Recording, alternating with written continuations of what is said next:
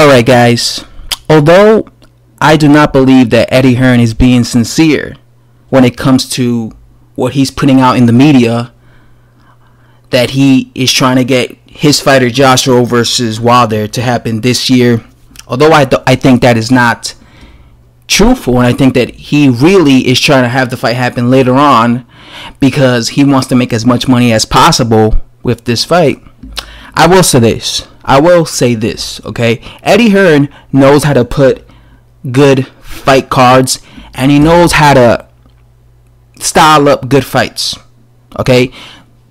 His next big show is going to be the Dillian Whyte versus Joseph Parker. These are going to be the two guys that are going to headline that fight, right? It's a big fight.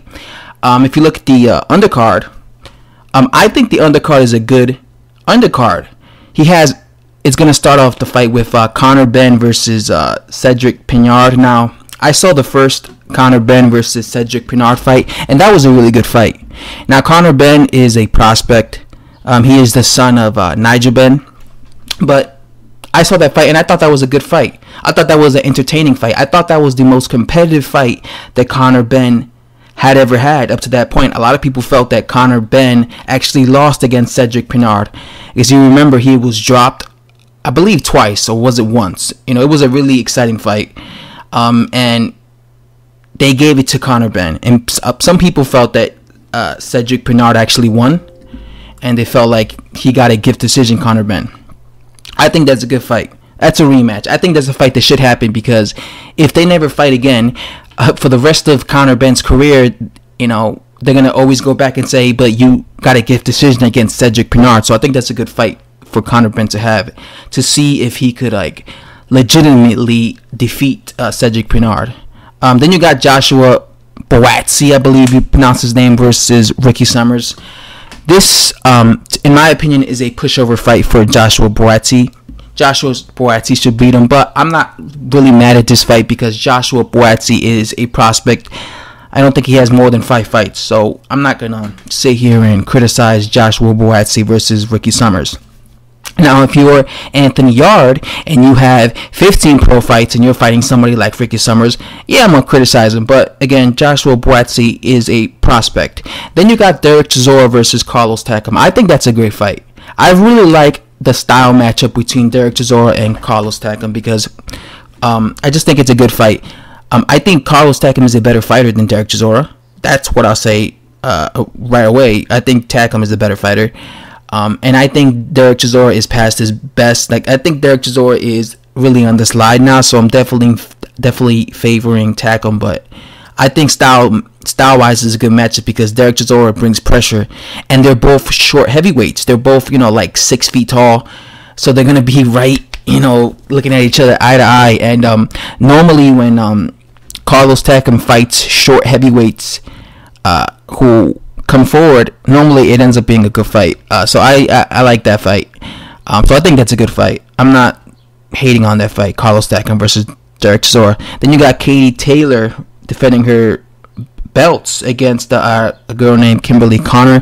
I do not know who Kimberly Connor is. Never heard of her. To be honest with you guys, I don't really follow women's boxing. I watch it, but I'm not like one of those fans that am a really hardcore women's boxing type of boxing fan. I just watch it when it's on TV, or if it's on the undercard. For example, every time Katie Taylor fights, she's always fighting in one of these big undercard fights. Like she'll fight on the undercard of a Dillian Whyte fight, or she'll fight in the undercard of a Anthony Joshua fight. Or in her last fight, I believe she fought on the undercard of Daniel Jacobs' fight when Daniel Jacobs fought against that Polish guy. I forgot his name.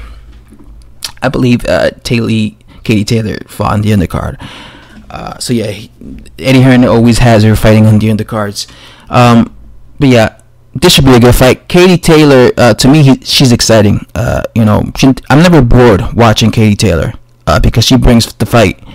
So again, even though I do not know who Kimberly Connor is, and I expect Katie Taylor to win, she's an exciting fighter. Then you got Kell Brook versus Brandon Cook. Now, Kell Brook is a guy that he could be the main event, right? He could be the main event, but as you can see, he's not going to be the main event, obviously.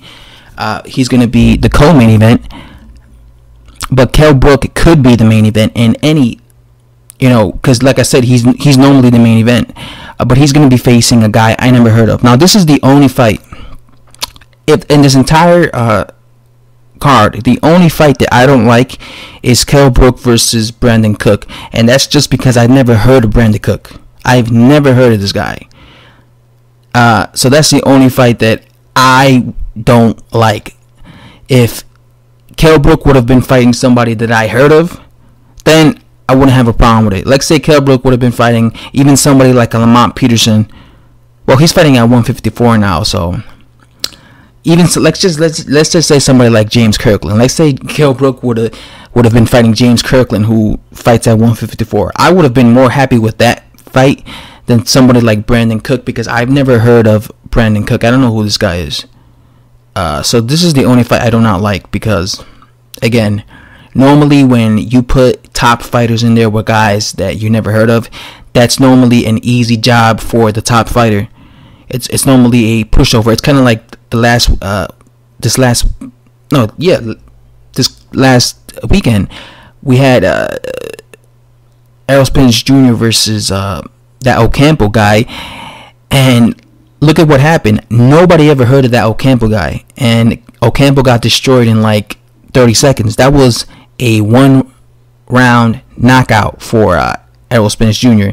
Why did that happen? Because Errol Spence Jr. is a top legit welterweight, and he was fighting a guy that nobody ever heard of. And like I said, normally when top guys fight guys that nobody ever heard of, that guy ends up getting destroyed, and that's exactly what happened against Kell Brook and that Ocampo guy. That was easy money for Kell Brook. For Errol Spence Jr.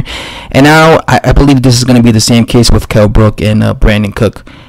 I expect Kell Brook to just destroy Brandon Cook. And then you got the main event, Dillian Whyte versus Joseph Parker, which I think is a good heavyweight scrap. Both of these guys are exciting in my opinion. Dillian Whyte's coming off that spectacular KO over Lucas Brown, and then you got Joseph Parker, who was the first guy to go the distance against Anthony Joshua in a fight that I thought he did a better job than someone like Dillian Whyte. He didn't get knocked out like Dillian Whyte did. You guys already know my thoughts of this fight. I never made a prediction of this fight. I don't know who wins versus Dillian Whyte and Joseph Parker. I think that's a tough fight for both of them. I think both of these guys have a chance of beating each other.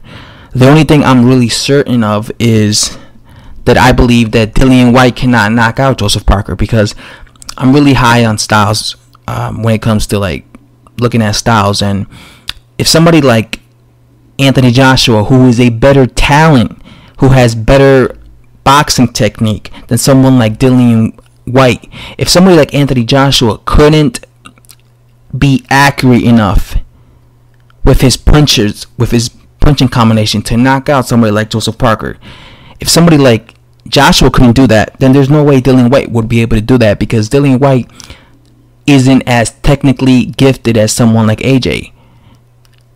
He's a lot more clumsy in his punches. He's a lot more wild in his punches.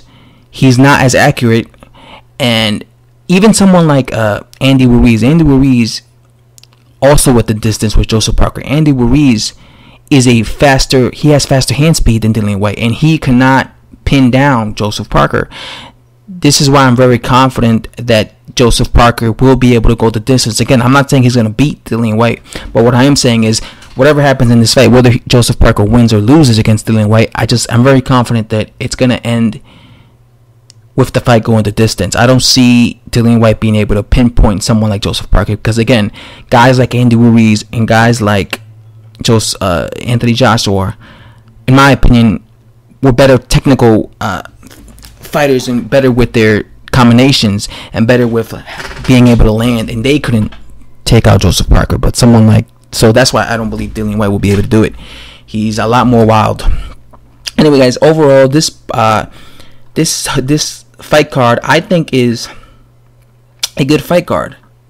12,000 tickets have been sold, so this is going crazy. A lot of people want to see this fight. Do I agree with this being pay-per-view? No, I don't think that Joseph Parker or Dillian Whyte are pay-per-view attractions. But you got a lot of names in the card. You got Kell Brook, you got Derek Chisora, you got Tagum, you got Joshua, Boatsy, even Connor Ben. Some people might like it. Maybe he has some fans. But do I think it's pay-per-view worthy? No, but I'm still gonna watch it.